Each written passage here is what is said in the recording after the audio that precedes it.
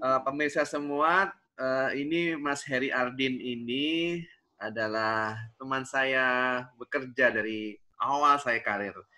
20 tahun lalu kita duduk di kubikel-kubikel yang sama. Suka Beliau main game bareng. beliau ini statistik dulu saya tahu dia urusannya ya. Terus somehow saya keluar Nielsen, beliau pindah ke media. Kalau sana sejak itulah beliau ini banyak fokus ke dunia media dan sekarang spesifik ke digital. Dan ya gitu ya, bro. Udah 20 tahun. Yes. Berapa tahun di digital sekarang ya? 15 tahun? Waduh. Actually kalau di digital nih di tahun sebenarnya kan sebelumnya kan di medianya itu emang udah lama, terus pindah ke ini kan ke agensi tradisional quote unquote TV, media, print, kreatif, strategic gitu kan di BDB dan di Densu. Nah kalau totally untuk media digital marketing secara lebih spesifik itu baru 6 tahun terakhir ini. Nah, Oke. Sip. Ya, lo pernah di media as a media tradisional IMC ya? Yes. Bagaimana managing integrated media. Oke. Nah, Bro Erdi, ini Gen Muda ID ini sebetulnya sudah saya dirikan sejak 2013. Kegiatannya sebetulnya banyak mengakomodir kehobian saya untuk sharing kepada mahasiswa dan concern saya di mana mahasiswa itu kurang mendapatkan exposure informasi yang dibutuhkan kalau dia mau masuk karir. Dan itu juga dikeluhkan oleh para teman-teman perusahaan juga kan bahwa anak mahasiswa ini kayaknya kok belum siap, kita harus men-training mereka dulu. Jadi itu yang cuman saya ngerjainnya nyambi. Jadi ini kebetulan lagi pandemi, saya bikin proyek sosial untuk memberikan banyak pengetahuan mengenai apa yang bisa kita sharing secara gratis kepada umum. Dan ini dalam rangkaian program namanya Sales Marketing Series. Jadi isinya itu ngomongin IMC, research kemarin Mas Godo ngomong, advertising Amalia Sari ngomong. Nah sekarang Bro Heri ngomongin digital marketing. Digital marketing ini kemarin banyak disinggung-singgung tapi nggak ada yang ahli Om Heri nih. Astaga, galang.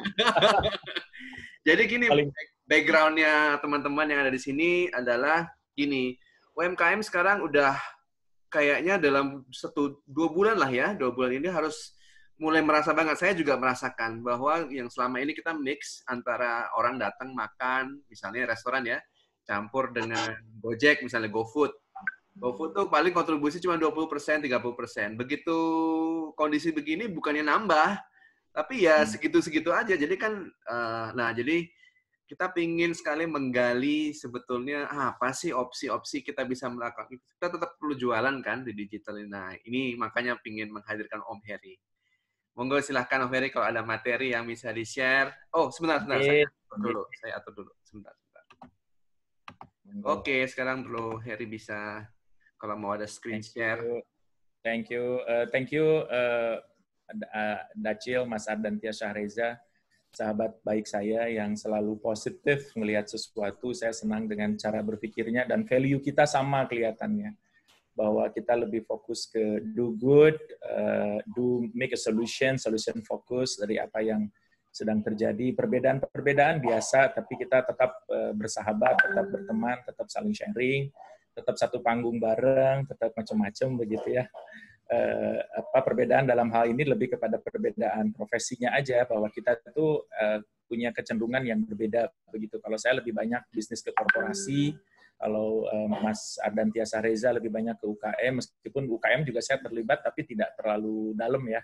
Saya juga ada bisnis restoran yang memang sangat kerasa ya bro, aduh. Iya kan? This is the first time gue sampai beberapa harus ditutup begitu, beneran aduh berat sekali. Jadi ayam geprek juara yang bareng sama teman-teman Apu itu juga sama, ada titik di daerah tempat gue di daerah Priangan Timur mostly yang gue buka kan.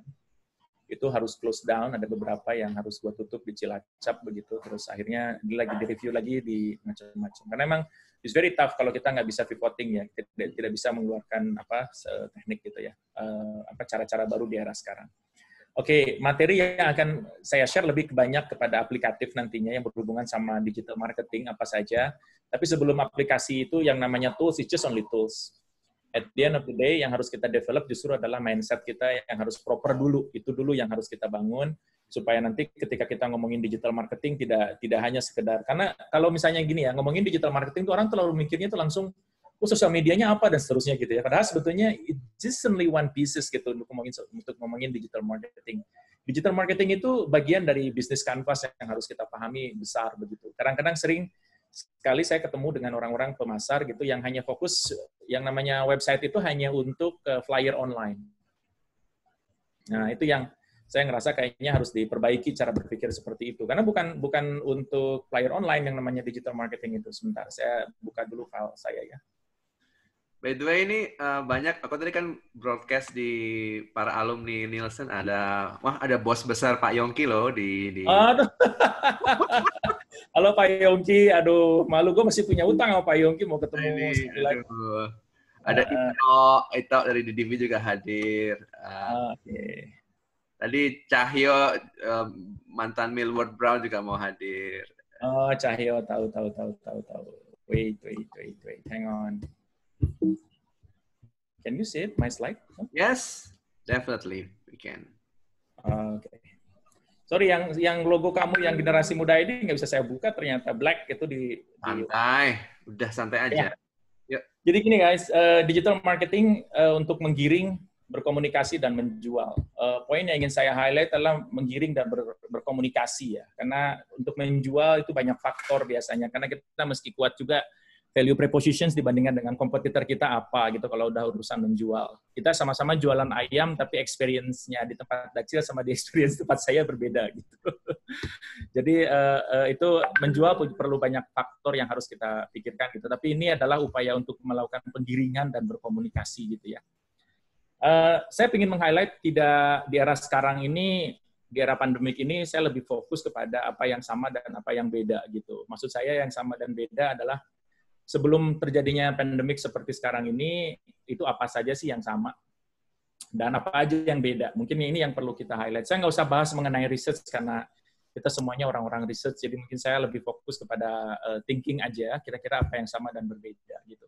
Ini yang saya sebut sebagai hal yang sama. Jadi kalau yang sama itu adalah, we're talking about marketing kan, kita dari dulu itu selalu diajarkan yang samanya itu adalah listening kita gitu. Jadi bukan hanya dengerin tapi juga nyimak. Jadi kalau listening sama nyimak, listening itu kan listen ya. Kalau hearing itu kan mendengarkan gitu. Antara nyimak dan mendengarkan kita paham itu berbeda gitu. Nah, ini kita harus lebih sama, dari dulu juga kita selalu melakukan listening ini. Kemudian yang kedua tadi solution focus. Jadi kita mesti coba ketika kita berbicara tentang konsumen, bicara tentang marketing gitu ya, itu kan yang harus kita definisikan adalah market, yang di dalamnya ada elemen paling besar yang namanya konsumen gitu. Jadi kita mesti we have to be able to identify what is the market looks like, sama kira-kira apa sih yang terjadi di sana gitu. Dan kita harus come up dengan solutions focus gitu. Ya, nanti akan saya kasih contoh beberapa yang solution focus gitu ya. Kemudian yang ketiga itu adalah do good.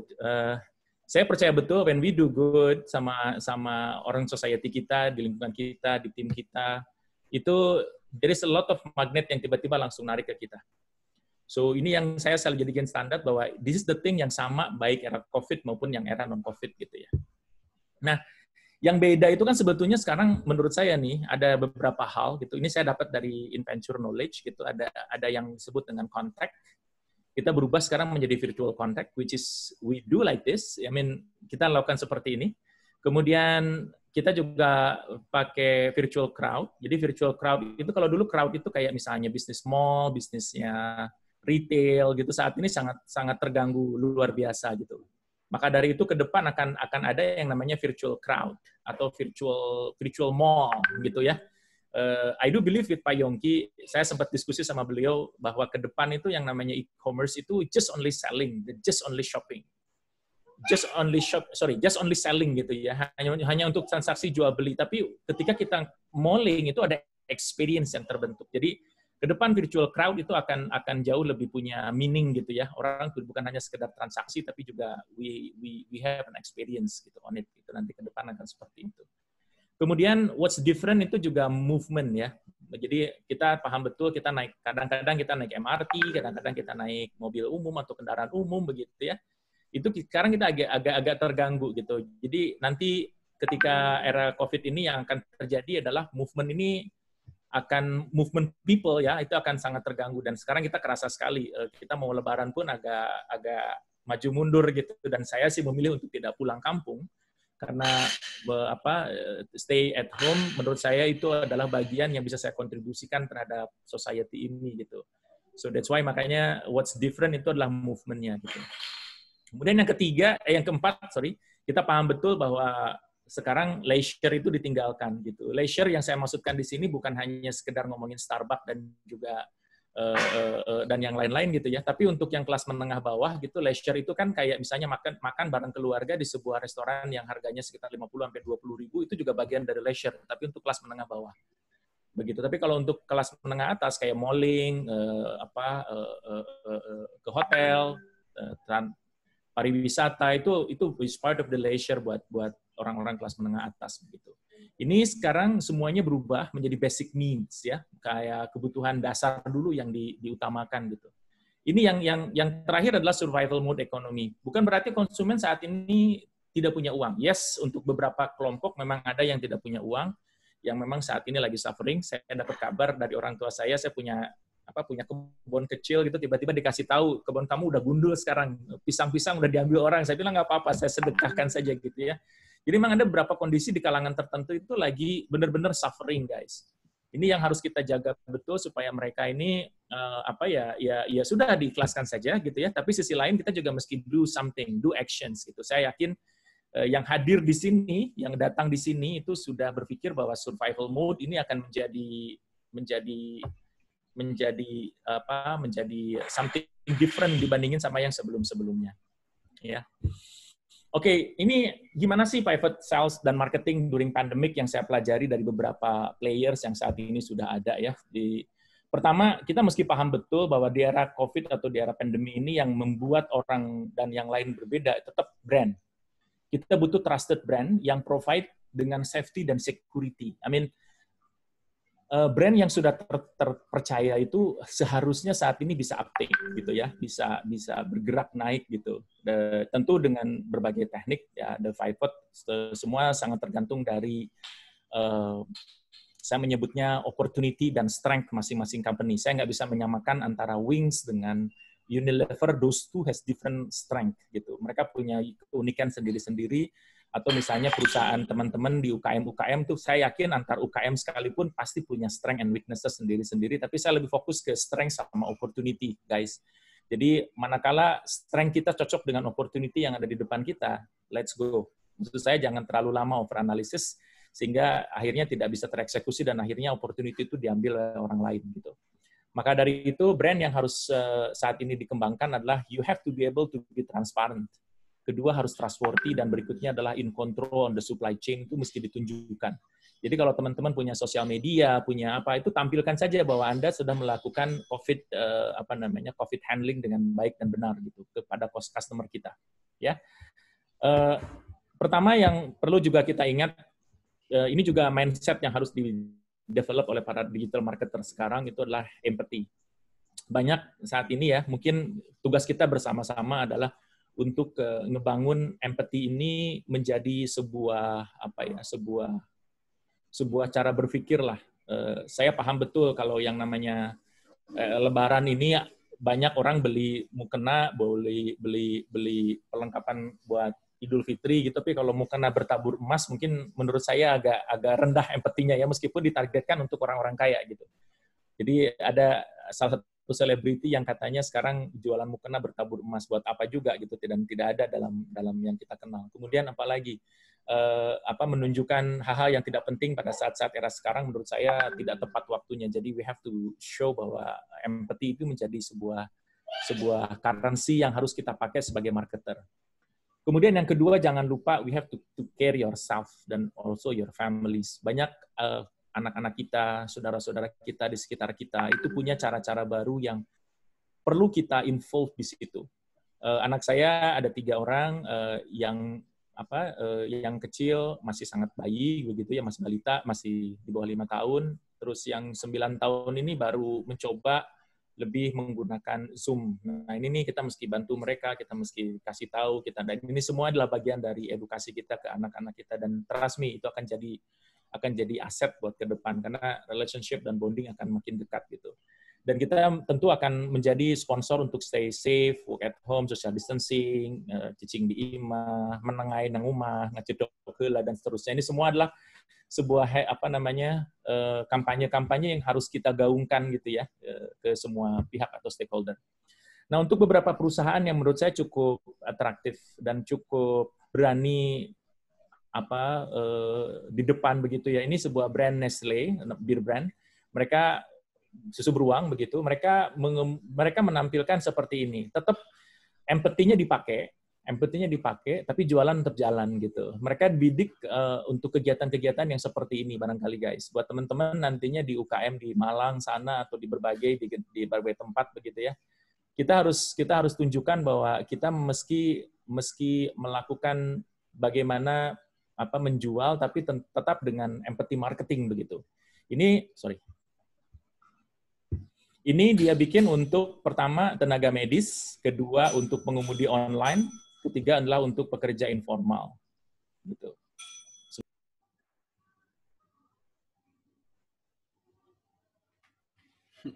Tampaknya harus anaknya lagi pengen main. Sorry guys, ya begitu. Ini kenormalan baru nih. It's okay, that's a new normal. Ya biasa, gue memang jam segini suka ngajak main ya. Oke, berikutnya ini adalah contoh yang menurut saya cukup ATM ya. Bahkan bukan ATM lagi tapi ATP, amati tiru plek kalau Mas Dacil bilang, amati tiru plek. Jadi ini bisa kita tiru bagaimana caranya menjual produk-produk kita untuk kepentingan quote-unquote movement atau gerakan-gerakan kebaikan ya. Ini bekerja sama dengan kitabisa.com, teman-teman yang punya brand-brand yang cukup bisa acceptance di era sekarang, silahkan go for it untuk melakukan ini semuanya. Tapi jika tidak, your society, your network, your community itu bisa melakukan ini semuanya. Let's do something, misalnya alumni mana, alumni sekolah bisa bikin sebuah gerakan-gerakan yang melibatkan brand-brand kita untuk berjualan. Nah, mungkin ada beberapa slide ini aja bahwa memang betul saat ini increasing online shopping habit itu naik luar biasa, dan ini juga saya nggak usah terlalu dalam ngebahas, memang sudah sangat obvious bahwa memang di era sekarang ini kebiasaan shopping pun sudah berubah. Even di Indonesia sekalipun ini kenaikannya juga cukup signifikan. Padahal ini Maret 2020. Artinya kalau sekarang itu mungkin angkanya sudah lebih signifikan lagi. Saya yakin di sini ada beberapa orang researcher juga yang tentu angkanya bisa lebih tinggi dari angka-angka yang sudah dikeluarkan oleh YouGov di era sekarang ini ya. Nah, ada beberapa hal juga yang juga saya terlibat di UKM juga. Ini teman-teman yang bisnisnya di food and beverages, maka kita ini sekarang yang tadi saya ucapkan di awal, atribut food safety as a biggest need saat ini teman-teman. Jadi teman-teman seandainya nanti punya kebiasaan menjual barang kayak jualan begitu, itu jangan hanya sekedar jualan menunya saja, tapi juga safety handling ini perlu ditunjukkan. Jika perlu ada packaging khusus di era sekarang gitu yang tentu sesuai dengan bisnis kita gitu ya, dalam artian bisnis kita ya secara investasi pun tidak terlalu masif, tapi intinya kita bisa melakukan safety itu menjadi sebuah currency baru buat kita semuanya. Kemudian yang kedua, buat teman-teman yang ada di bisnis insurance dan banking, kebetulan klien-klien saya yang saya handle di advika.id itu banyak di insurance dan banking, maka kita selalu ngobrol tentang bagaimana caranya mengcover untuk health and wellness gitu ya. Ada beberapa asuransi yang sebentar lagi nanti akan launch, ada yang sudah launch juga untuk mengcover termasuk juga yang COVID sekarang gitu. Jadi ini juga butuh komunikasi yang bisa segera disampaikan kepada publik. Dan menurut saya ini sangat tepat seandainya teman-teman di insurance dan banking lebih fokus juga membantu membantu UKM maupun membantu para pebisnis lainnya untuk mengcover health and wellness. Nah, untuk online businesses, thanks God, there's a lot of order. Banyak sekali yang meminta untuk melakukan shifting gitu, terutama B2B, teman-teman. It was very shock yang saya rasakan gitu. Tiba-tiba ada dari pabrik pabrik pembuatan makanan hewan gitu ya, itu kontak minta dibuatkan untuk membantu jalur distribusi mereka begitu. Dibuatkan kayak sistem information manajemennya, kemudian minta dibuatkan untuk ngedevelop webnya lebih proper begitu. Ini saya sampai overwhelmed, jadi yang biasa kita cuma dapat leads sekitar 10 leads yang masuk ke lewat leads di website advika.id, ini tiba-tiba jadi makin banyak begitu, dan menurut saya cukup menarik karena memang saat ini moving orang-orang dari ke online shopping sama online education dan streaming content, termasuk apa yang sudah kita lakukan sekarang gitu ya. Nah, sekali lagi teman-teman, baik di B2B maupun B2C, ini seharusnya saya juga highlight ini, bahwa seandainya bisnis Anda saat ini memerlukan offline experience, which is contact dan crowd, seandainya bisnis Anda juga memerlukan mobility dan movement, dan any leisure business, inilah yang paling kena hit luar biasa. Tapi teman-teman jangan merasa takut atau merasa khawatir. Khawatir wajar, is manusiawi, tapi kita meski keep going, tetap keep moving, dan mudah-mudahan ini adalah yang ingin saya sharing adalah berbagai solusi-solusi yang bisa dilakukan, terutama untuk digital marketing itu harus ngapain begitu ya. Oke. Ini thinking yang saya dapatkan dari teman-teman di Facebook gitu, saya kumpulkan berbagai macam informasi gitu. Salah satunya adalah kita mesti adopt your customer communications. Jadi yang saya tadi ceritakan di awal, klien kita ini mesti diajak ngobrol dan tidak harus ngomongin tentang project-project yang saat ini kita handle. Simply saying they are also human. Let's talk gitu, kayak misalnya gimana dan seterusnya. Ini bagian dari upaya kita untuk selalu mengajak ngobrol kepada konsumen. Buat teman-teman yang punya bisnis restoran, itu segera buka database yang lama-lama, ajak ngobrol mereka. Apa kabar Ibu? Pesanan-pesanan yang lama diajak ngobrol. Jika CS Anda saat ini biasanya terima order, sekarang kebalik, Anda harus melakukan inbound. Melakukan outbound. Ya, melakukan outbound itu jadi mengkomunikasikan untuk ngajak mereka ngobrol. Jadi ngajak mereka ngobrol ini benar-benar they're also human yang perlu diajak ngobrol dan perlu dijadikan quote unquote kayak evangelist lah buat tetap berkomunikasi dengan kita. Kemudian yang kedua adalah reimagine marketing strategies. Tentu kita kenal marketing itu kan ada 7P, ada 7C macam-macam lah ya. Intinya kita bicara produk kan, bicara promosi, bicara semuanya harus berubah. Di era sekarang memang kita harus mampu mengimajinasikan kira-kira produk apa yang bakal happening ke depan yang bisa langsung take up begitu. Ini kita semuanya dalam upaya sama-sama saling berdiskusi untuk menemukan ideas dan gagasan gitu. Bagaimana caranya kita bisa meramu produk kita supaya bisa inline dengan kondisi konsumen sekarang gitu. Kemudian plan to path recovery, saya juga akan apa yang pernah saya lakukan untuk di bisnis saya, nanti biar teman-teman nggak tahu, ini tujuannya lebih kepada sharing saja, Mas Dacil. Yeah. Oke, ini yang kita paham betul ya, di Indonesia saat ini ada brand namanya TipTop begitu. Ini kebetulan karena pengalaman pribadi saya aja gitu, tiba-tiba karena saya pelanggan TipTop juga, itu tiba-tiba ada WA gitu yang masuk begitu, dan terima kasih. Saya awalnya kontak juga ke mereka karena ngajak ngobrol begitu kan. Terus akhirnya kita dapat order, kita berkomunikasi, dan akhirnya bisa nggak sih kalau misalnya saya order ada jawaban seperti ini, terima kasih telah menghubungi TipTop dan seterusnya, dan dikasih tahu kalau mau order sekian-sekian karena jam operasionalnya pun berubah. Nah, ini semua harus dikomunikasikan, teman-teman. Jadi seandainya Anda punya restoran, Mas Dacil punya restoran, saya ada restoran kecil-kecil di beberapa tempat, itu juga sama. Jadi tim-tim kita itu sekarang diarahkan untuk mencoba mengkomunikasikan kepada para pelanggan lama gitu. Jadi para pelanggan yang langsung lewat WA kita itu dihubungi lagi. Kalau dulu kan minimum order 10 baru kita kirim, sekarang enggak. 3 pun dikirim gitu, karena saking sepinya, teman-teman.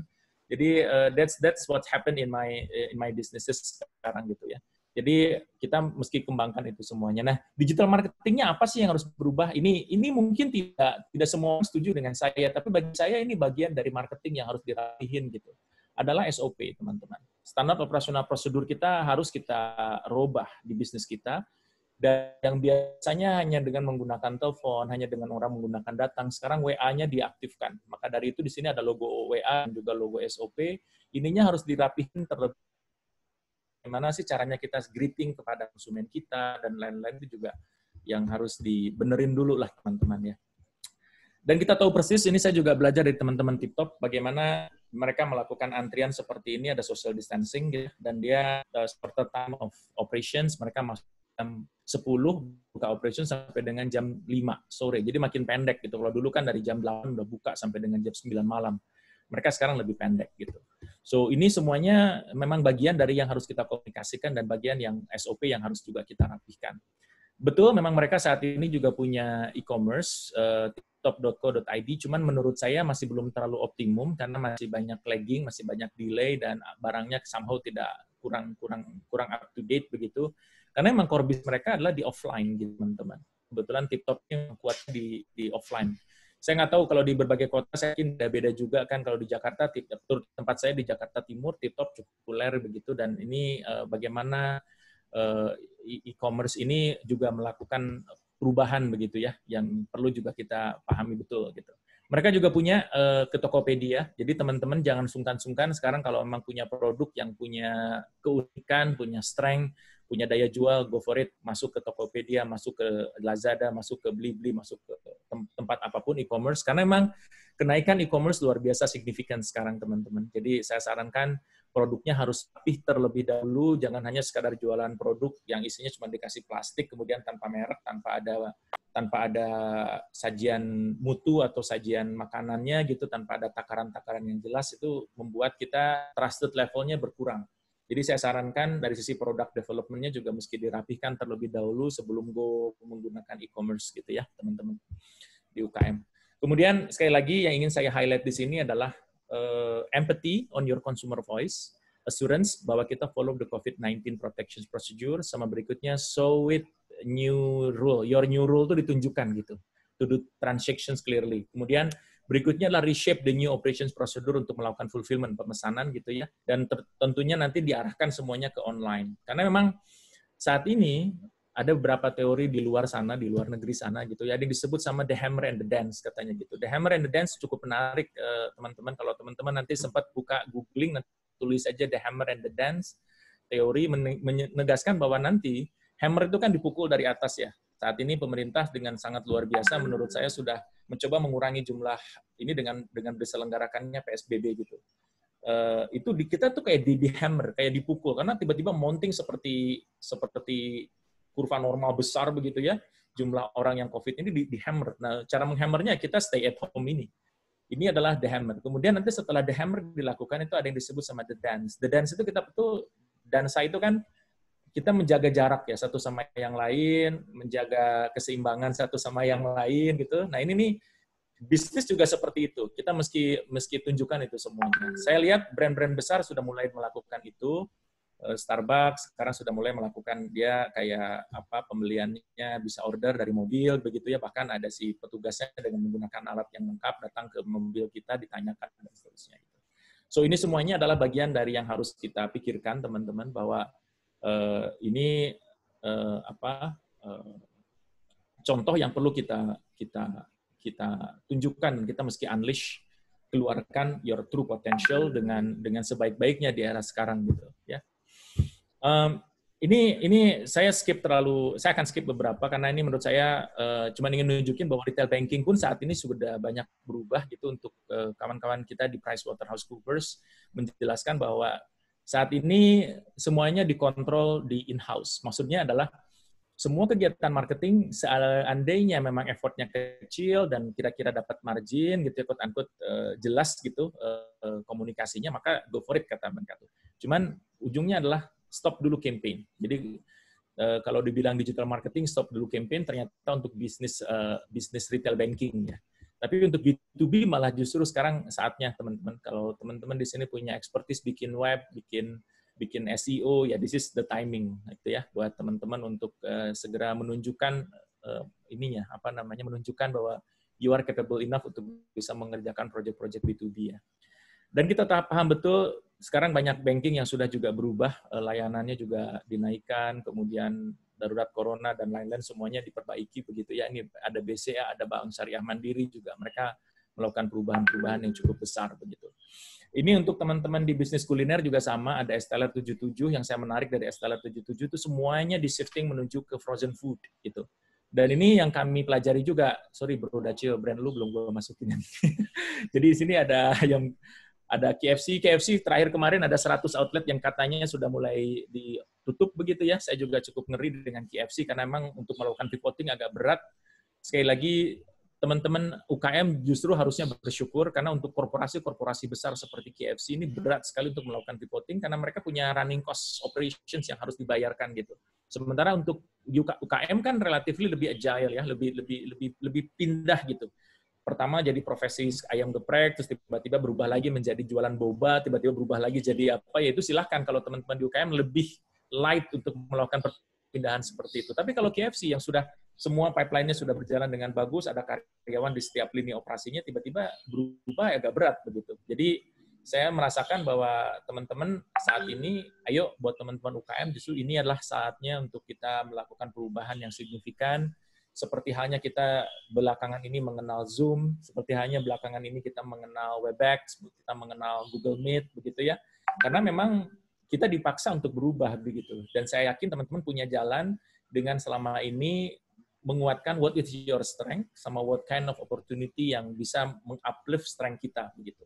Itu yang harus terus saya tanyakan kepada teman-teman UKM seandainya Anda mau berubah, ya this is the timing. Jangan sungkan-sungkan untuk melakukan kayak si Anu is too much untuk terlalu berpikir seperti itu. Kebutuhannya sangat besar terutama untuk frozen food saat ini. Kawan saya kemarin bisnis, dia sebelumnya bekerja di sebuah bank gitu ya. Tiba-tiba dia merelakan diri untuk lepas dan akhirnya malah dia jualan ayam ungkep sekarang. Ayam ungkepnya juga cukup masif, cukup aktif sampai kemarin ada order 100 box per hari, teman-teman. Unbranded, jadi kelihatannya ada satu perusahaan besar yang ingin memarketingkan produknya dia, jadi ya dia cuma butuhnya dalam bentuk plastik yang sudah divakum. Jadi dia tidak sanggup untuk memenuhi sampai mintanya 250 per hari bungkus begitu ya. Dia bilang saya tidak sanggup, saya harus menjaga kualitas. Jadi ya tetap di 250 maksimum capacity yang bisa dia produce gitu. Dan dia komitmen sampai akhir bulan Ramadan ini. Jadi kontraknya sampai akhir bulan Ramadan diminta 250 bungkus. Padahal pemula, teman-teman. So this is the timing buat kita semuanya. Kalau memang punya ide, punya gagasan, let's execute. Jadi jangan terlalu banyak berpikir begitu ya. Apalagi di era sekarang yang semuanya serba survive, ya kita harus berpikir survival mode juga gitu ya teman-teman. Nah, ini kita juga lihat ya, Martha Tilaar juga dia produce a lot of produk, terutama dari brand yang kosmetik itu ke family care gitu. Mereka sekarang bikin namanya hand sanitizer. Mungkin dulu dianggapnya sebagai rising star kategori, bahkan sekarang sudah dianggap sebagai Costco kategori. Artinya sudah dianggap sebagai tempat untuk menghasilkan cash yang lebih proper gitu di Martha Tilaar sekarang. Kemudian ya kita paham betul one of the generous men menurut saya Lipo Group. Lipo Group juga mampu merubah dari mall menjadi hospital COVID saat ini meskipun sifatnya temporary. Di beberapa media dikatakan bahwa sekarang hotel sudah menyulap dirinya menjadi rumah sakit corona begitu ya. Kita tahu betul bahwa sekarang hotel-hotel BUMN di era sekarang ini dirapihkan dengan sangat baik begitu. Semua hotel-hotel yang dimiliki oleh BUMN itu diintegrasikan dalam satu grup namanya Hotel Ina. Kebetulan ini paman saya yang jadi presiden director gitu. Ini dia cerita bahwa sekarang yang harus dirubah adalah bagaimana Hotel Ina ini berubah menjadi catering businesses. Jadi teman-teman kalau kayak perhatikan yang ada di bisnis hotel, losmen, whatsoever, seandainya punya aset untuk bisa pindah, segera lakukan. Karena hotel saat ini benar-benar hit luar biasa. Ya. Jadi ini yang harus dicari adalah pivoting marketing yang memang signifikan bisa diambil. Nah, untuk plan to the recovery sebetulnya di era ini adalah tentu kita mesti menaikkan the empathic bar, ya terutama untuk reassurance sama reactions kita gitu. Nah, bicara tentang digital marketing teman-teman, ini yang tadi sections pertama itu bicara tentang mindset kita.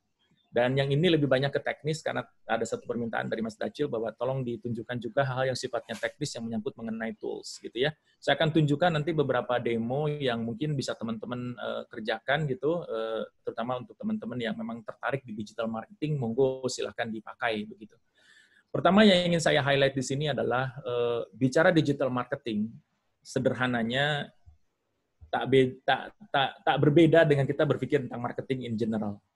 Yang harus dipikirkan kita sebagai para leaders ini memikirkan tentang persona. Persona itu apa sih? Persona itu, ya ini menyangkut mengenai strategi ya. Kita paham betul bahwa strategi is about memilih kan, do and don't. Strategi itu tentang memilih. bukanlah sebuah strategi kalau misalnya saya mau harganya murah, saya mau hasilnya bagus, saya mau produksinya cepat. Itu bukan strategi, teman-teman. Itu Superman. Dan bagi saya itu nggak ada gitu ya. Kita harus ada trade off mau nggak mau. Strategi is about option. Strategi is about the way we choose. Mau yang mana yang akan kita path mana yang akan kita pilih gitu. Jalur mana yang akan kita gunakan. Itu kan is about strategi. Maka dari itu yang pertama dan utama yang menurut saya perlu juga dipikirkan, karena seperti yang tadi di slide saya sebelumnya, yang sama di era pandemik dengan yang sebelum pandemik is about konsumen. Kita mesti clean betul, membidik konsumen yang akan kita bidik itu orang-orang yang kayak apa, gitu ya. Maka disebut di sini personanya ini seperti apa. Kemudian kita mesti pahami buyer journey. Journey itu ya perjalanan dari sebuah konsumen menuju ke produk kita itu seperti apa. Dan smart goals. Smart goals ini ya tujuannya mesti di-define secara clear di setiap tahapan-tahapan marketing, digital marketing ya. Nah, sederhananya meskipun memang saya tidak terlalu setuju gitu ya bahwa digital marketing itu kadang-kadang orang mengasosiasikan dengan oke, webnya harus benar. Betul, webnya harus benar itu kata kunci pertama. Karena bagi saya kita bikin macam-macam, tapi kalau webnya berantakan, itu credibility Anda, trustworthy brand Anda itu akan turun. Gitu. Jadi webnya mesti dirapihkan, mulai dari UX, orang melihat webnya proper, gitu ya. Terus responsif, gitu, diklik nyala, ada button nyala, gitu. Kadang-kadang teman-teman hanya bikin web sekedarnya aja, gitu. Menurut saya itu sayang sekali. Untuk UKM mungkin tidak harus punya web ya, teman-teman hanya fokus ke produk saja, tapi untuk perusahaan-perusahaan yang enterprises classes, punya perusahaan-perusahaan yang untuk kelas UKM menengah ke atas, web itu menjadi sebuah keharusan teman-teman. Karena di dalam web itu justru jangan hanya sekedar flyer naik online, tapi justru transaksi di web. Dan saya sudah buktikan itu, beberapa klien yang masuk ke kita itu sudah semuanya lewat web, itu transaksinya. Masuk ke website company saya, kemudian di situ dia akan melakukan transaksi, kontak, dan lain-lain. Gitu. Kemudian berikutnya adalah setelah webnya rapi, itu yang harus dilakukan, baru kita bicara sosial media, kita website optimization, bikin inbound, konten-konten yang bermutu, ini di sini. Gitu. Nanti setelah ini dua ini jalan, baru kita ke outbound. Outbound itu apa? Iklan, teman-teman. Saya tidak menyarankan iklan. Meskipun saya Facebook dan Google Preferred Partner begitu, saya tidak menyarankan Anda going iklan sekarang. Ya, kalau ada kalaunya. Kalau website Anda masih berantakan, website Anda masih cuma itu-itu saja, website Anda nggak benar gitu. Kemudian kontennya juga itu-itu saja, ngomongin masalah internal, ngomongin misalnya ada inaugurasi atau acara peresmian apa, itu sayang sekali. Jadi yang namanya sosial media itu justru harus mengajak orang ngobrol, harus mengajak followers-nya ngobrol, harus mengajak kita semuanya memberikan kontribusi dan memberikan voice begitu. Nah ini kalau dua ini sudah jalan dengan baik, baru kita ngomongin outbound. Ada search ad, ada display ad, ada social media ads, and so on and so on. Ya teman-teman.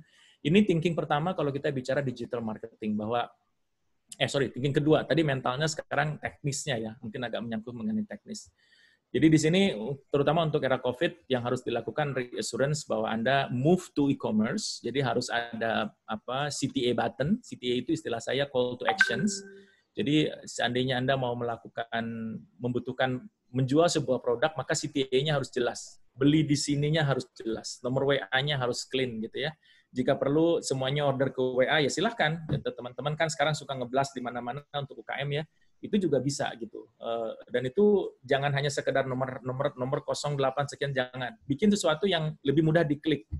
Contohnya misalnya kalau bikin di WA itu kan messages kita di WA, maka ketik di situ adalah pakai wa.me/+6281211010 sekian. Silakan. Jadi itu wa.me/+62 itu menjadi bagian CTA buat teman-teman yang UKM ya. Tapi buat teman-teman di korporasi yang lebih besar lagi ya tentu website-nya juga harus rapi betul. Nanti saya akan tunjukkan beberapa CTA yang baik. Oke, kita sekarang goes to teknis. Saya ingin tahu, nggak tahu ini bisa diajak ngobrol nggak Mas Dacil ya? Bisa. Ngobrolnya mungkin chat dulu, nanti mungkin kalau ada yang menarik bisa kita ajak ngobrol. Oke. How many of you yang baru dengar kalimat Canva? Ingin tahu. Kalau tidak ada, good. First time. Canva ini the first time. Oh my goodness. Nah, buat teman-teman yang the first time using Canva, kasihan deh loh kalau saya nyebutnya. Oh, udah tahun belakangan udah pakai katanya Pak Hendra sudah pakai 2 tahun Oh, belakangan. that's good. Hmm. Ya, Canva ini ngebantu kita semuanya, terutama UKM kalau mau bikin logo, kalau mau bikin email, kalau mau bikin presentasi, kalau mau bikin email marketing, kalau mau bikin brosur, kalau mau bikin kartu nama, use Canva, guys. Apa yang harus Anda punya adalah satu akun sosial media, akun Google misalnya ya. Anda harus punya akun email begitu, karena di situ daftarnya lewat email. Bisa daftar lewat Google, bisa daftar lewat Facebook begitu, ya. Bagi yang belum punya, silahkan punya begitu menurut saya, karena sangat membantu. Saya demoin kali ya, Mas Dacil ya. Oh, silahkan banget. Thank you. Banget, baik. Ada yang baru dengar, ada yang udah pernah, ada yang 2 tahun. Luar biasa. Oh, luar biasa.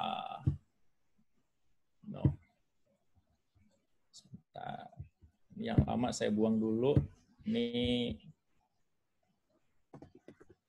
teman-teman silakan buka ke Canva. Ini saya buang dulu akun saya. Sebentar.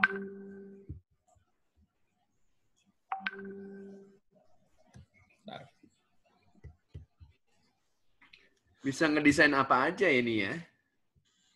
Iya, bisa ngedesain macam-macam.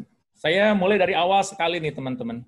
Ini seandainya Anda yang baru pertama kali menggunakan Canva, you are able to access to canva.com, nanti yang muncul tuh kayak begini. Ini kelihatan ya, Mas Dacil ya? Kelihatan, Mas.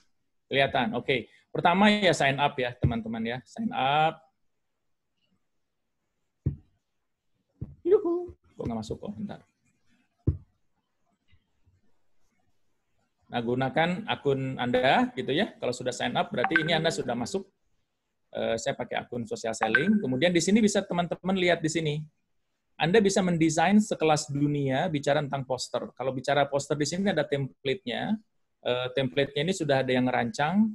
Teman-teman bisa tinggal klik aja poster misalnya. So, a lot of poster yang bisa Anda develop di sini. Ini template-template yang sudah ada. Termasuk juga Lebaran Idul Fitri dan lain-lain ada di sini semuanya. Wow. Is it new? It's not for you, kan? For me, new. Oh, ini jenenge deso. Jenenge deso. Ini kalau bicara coronavirus di sini ya. Kemudian template apa lagi sih Pak gitu?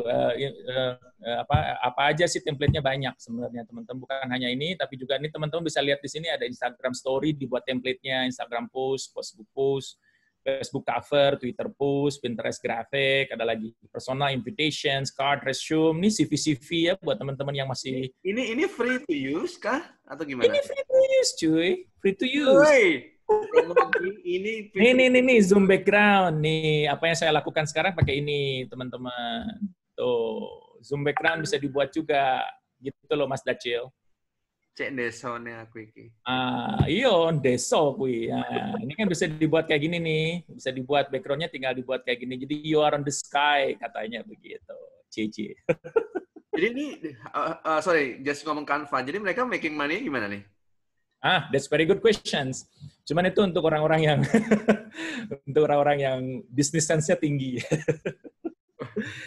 Jadi kalau if you talking making money of it, mereka ada yang disebut dengan berbayar. Jadi kalau misalnya teman-teman mau bikin yang ada PNG yang transparent, itu diminta berbayar nantinya di sini. Jadi account setting di sini kan jadinya gratis nih untuk yang punya saya. Nah ini ada pricing modelnya di sini. Seandainya Anda mau yang pro, ada tambahan lagi. Tentu kontennya akan ada tambahan lagi.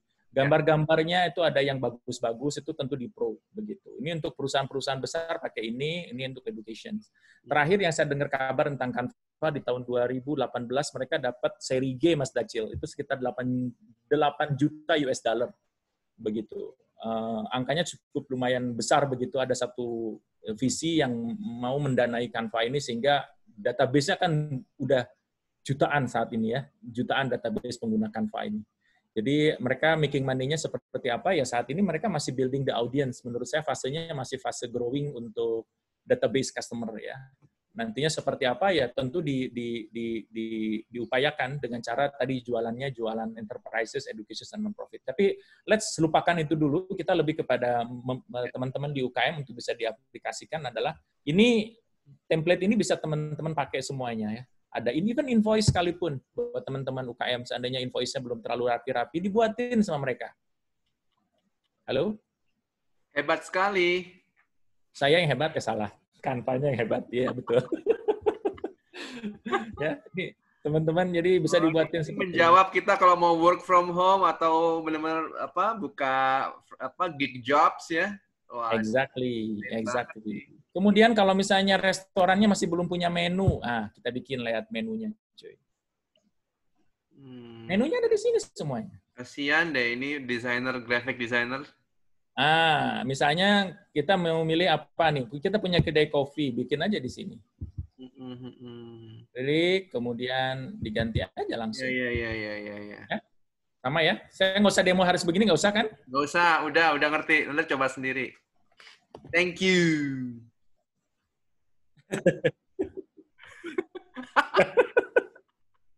Welcome. Keren. Ini satu, teman-teman. Ada lagi yang tadi saya bilang, apa? Halo? Yeah, I'm here. Oke, ada lagi nih teman-teman, Pablo Buffer, silahkan. Tapi ini satu-satu dulu ya, teman-teman. Mendingan saya sarankan Canva is the one of the most easiest. Yes. Pablo juga bisa, Pablo Buffer, nanti teman-teman bisa pakai. Ya? Ya, makasih. Sami-sami. Kemudian yang lain yang juga bisa teman-teman pakai itu adalah ini. Ini biasanya untuk teman-teman, maaf. Saya edit dulu sedikit. Ini bukan untuk percakapan online, tapi ini untuk mobile friendly test untuk jualan website. Apa itu? Simple kok. Masuk ke web, di Google, diketik aja di sini. Mau kelihatan Mas Dacil? Sangat kelihatan, Mas. Mobile friendly test. Nama website kamu apa? Misalnya persadahospital.co.id.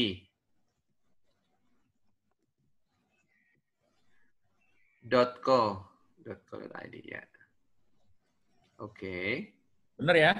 Ya. So, what do I do? Nah, ini dia nanya cuman traffic light. Dia menjaga supaya yang akses ini benar-benar human. What else? Bicycle. Where is the bicycle? There is nothing bicycle here. Ada nggak sih bicycle? Itu. Di atas. Di atas. Ini? Ya. Iya. Iya, kayaknya. Itu. Nah, dia akan analisis dulu.